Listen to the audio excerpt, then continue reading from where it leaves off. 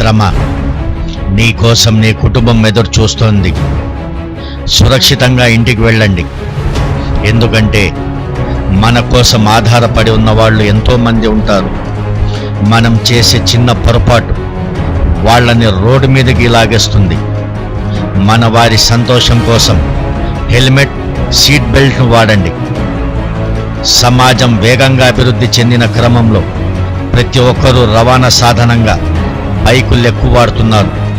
Bike కొనే సమయంలో helmet కూడా తప్పనిసరిగా కొనాలి. అప్పుడే వాహనం రిజిస్ట్రేషన్ చేస్తారు. బైక్తో పాటు వచ్చిన హెల్మెట్ను చాలామంది అటకపైకి ఎక్కించి కేవలం బైక్ను మాత్రమే వాడతారు. రహదారులలో జరిగే చాలా ప్రమాదాలలో తలకు బలమైన గాయం అవ్వడం వల్ల ఎంతోమంది ప్రాణాలు కోల్పోతున్నారు. అదే హెల్మెట్ ఉంటే చిన్న చిన్న గాయాలతో బయటపడవచ్చు. అతివేగం ప్రమాదకరం, కానీ నేటి యువత అతివేగం ఫ్యాషన్ అనుకుంటోంది.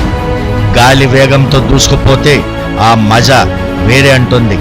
యువత కోసం మార్కెట్లో ఎన్నో మోడల్స్ బైక్లను ప్రవేశపెట్టారు.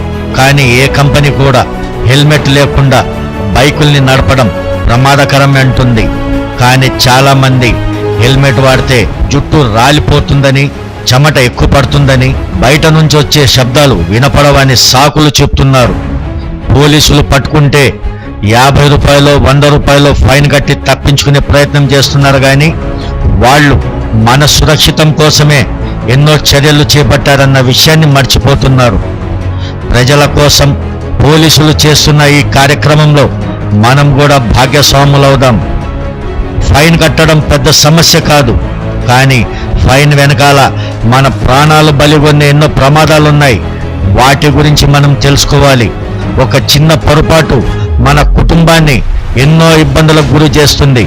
కాబట్టి హెల్మెట్ను తప్పనిసరిగా వాడండి.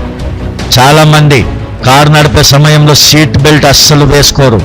ఎందుకంటే సీట్ బెల్ట్ వేసుకుంటే కదిలే అవకాశం ఉండదని కొందరు భావిస్తున్నారు.